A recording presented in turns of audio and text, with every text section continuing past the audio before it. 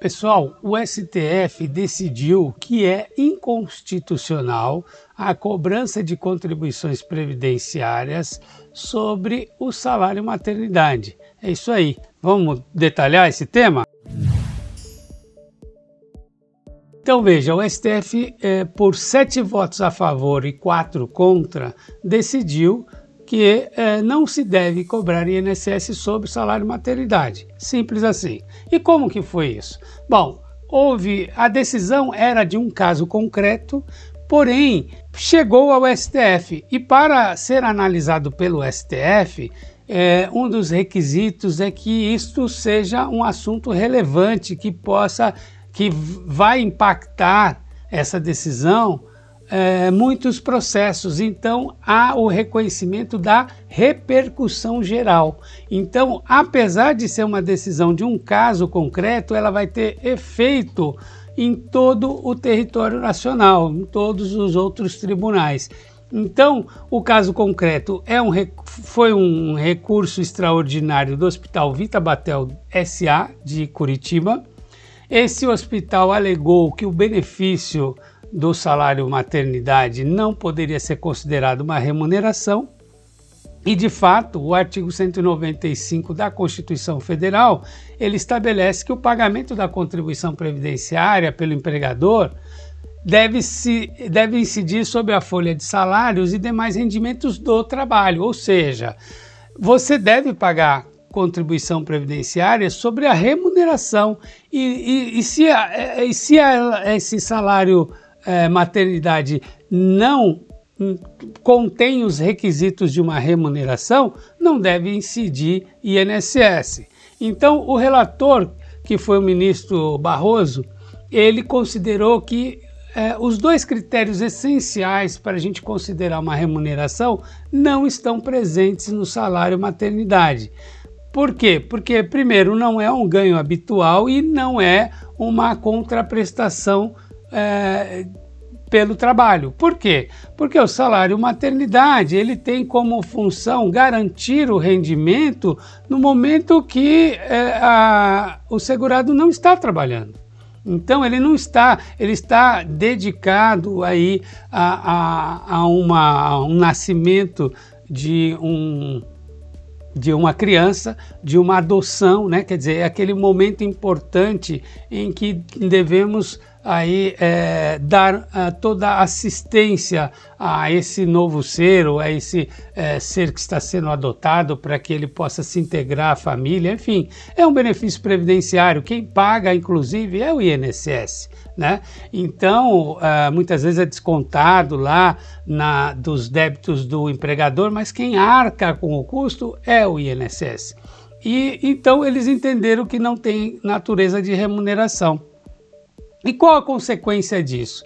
Bom, a consequência é que, como teve o reconhecimento de repercussão geral, esta decisão ela impõe que os outros tribunais e instâncias inferiores sigam a mesma orientação. Então, assim, em linhas gerais, eles decidiram, todo mundo tem que decidir igual. Então, quer dizer, eu não preciso mais recolher INSS sobre salário maternidade? Calma lá, vamos entender melhor. Bom, quais são as consequências imediatas? Primeiro, é importante a gente lembrar que isso vai ter um impacto econômico muito grande no momento em que a gente está com contas fragilizadas, né? Então vai ter um impacto de 1,3 bilhão de reais por ano, cada ano que a gente deixa de pagar INSS sobre o salário maternidade. Então, há uma estimativa de que o impacto vai ser de 1,3 bilhão de reais por ano. E se as empresas pedirem de volta o que elas pagaram nos últimos 5 anos, ou seja, se elas entrarem com ações de repetição de indébito, né, de débito tributário, ou seja, eu estou pedindo de volta aquilo que eu paguei a mais, então aí o rombo vai para 6 bilhões e meio de reais para ressarcir as empresas dos últimos anos, dos últimos 5 anos que ela pagou. Por que 5 anos? Que é o prazo que é possível repetir o indébito, né? Então veja, nós devemos aguardar, não podemos ser ansiosos, vamos aguardar a publicação do acórdão. O que é isso? Veja, houve a decisão, sim, porque os votos já foram proferidos. Então nós tivemos 11 votos aí materializados, 7 a favor, 4 contra, porém esses votos todos eles precisam ser organizados num relatório. Vamos resumir dessa maneira. Nós vamos ter um relatório que resume todos esses votos, a posição predominante em relação aos pontos que foram convergentes, os que não, enfim. Vai ser organizada toda essa informação e publicado um relatório que a gente chama de acórdão. Acórdão porque, na verdade, é um resultado de várias posições dos ministros, certo? E então nós devemos aguardar o acórdão, por quê? Porque no acórdão nós vamos ter lá a informação correta do que foi decidido, certo? E aí nós vamos ter um período em que a Procuradoria vai decidir se ela vai opor embargos de declaração. Por que eu estou dizendo isso? Porque a gente já viu essa novela em outros julgados, como, por exemplo, a exclusão do ICMS na base de cálculo do PIS da COFINS. Então, qual é a expectativa? Que a Receita Federal, diante desses valores muito expressivos, que ela entre com o pedido de modulação dos efeitos da decisão. O que seria isso? Bom, a PGFN vai alegar o seguinte: olha, o impacto financeiro vai ser muito grande no momento que a gente está tratando de uma pandemia, etc, etc. Vai apresentar os argumentos, né?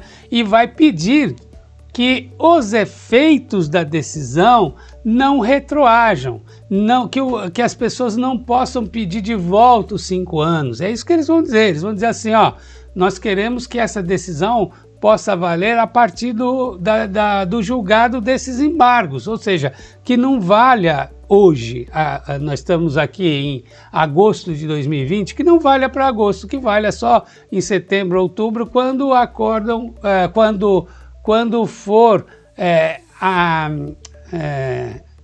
respondido os próprios embargos que eles estão prometendo. É assim que eles fizeram no PIS, no caso do ICMS excluído do PIS da COFINS. E aí, os ministros vão ter que analisar essa situação e eles vão se pronunciar sobre essa modulação de efeitos, se ela vai existir ou se ela não vai existir. E há uma previsão legal que eles possam realmente decidir do jeito que a PGFN vai propor, né? Então, é possível? É.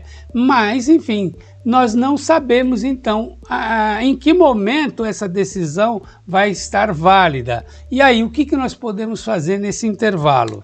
Bom, nesse intervalo, as empresas só poderiam deixar de recolher o INSS sobre o salário maternidade se ela tiver amparo judicial. O que seria um amparo judicial? Eu entro com mandado de segurança dizendo, olha, a Receita está me prejudicando, já existe até uma decisão no STF e eu não posso me aproveitar dela. O juiz de primeira instância pode ficar sensibilizado com o seu argumento, dizendo, bom, o direito líquido e certo a pessoa tem, né? Porque já houve a decisão.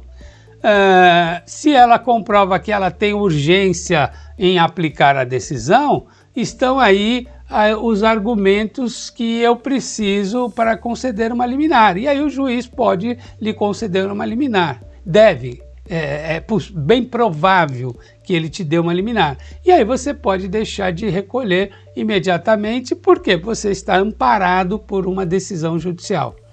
E se houver aí a modulação dos efeitos, dizendo, olha, só vale para 2021, lá, sei lá.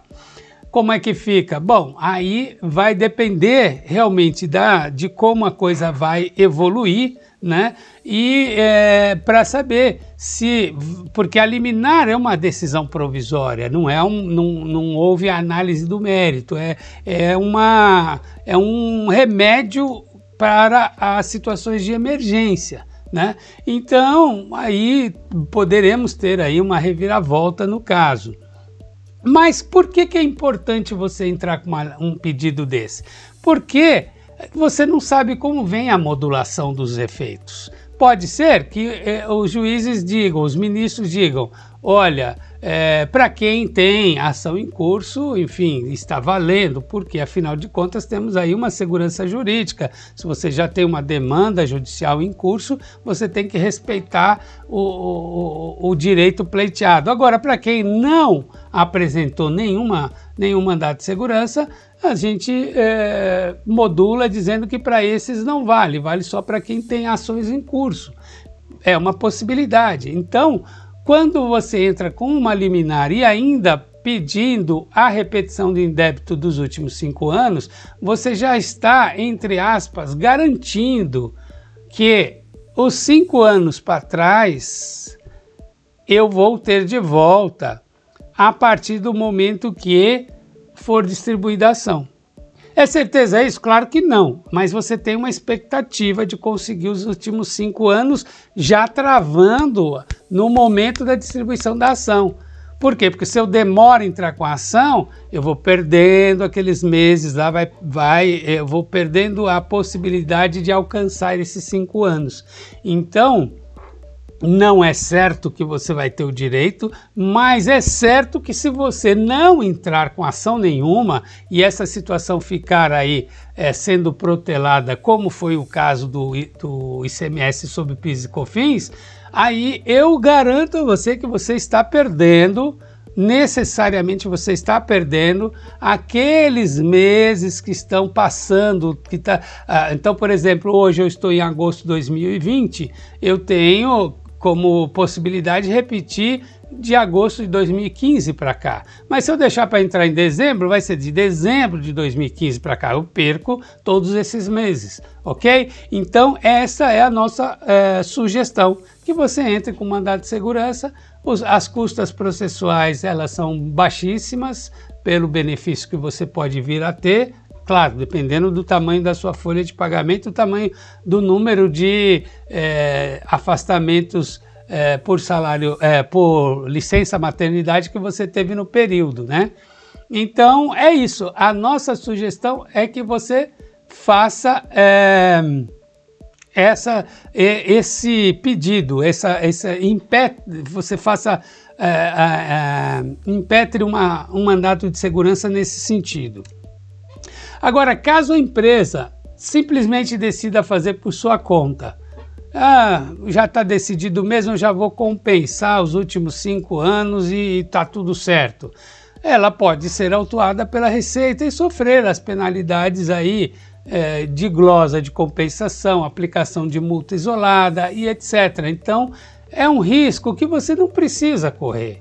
Você pode simplesmente fazer aí a coisa como ela como é devido, né? Quer dizer, você faz aí apresenta um pedido de liminar em mandato de segurança, que você vai ter menos dor de cabeça em relação a essa questão, ok?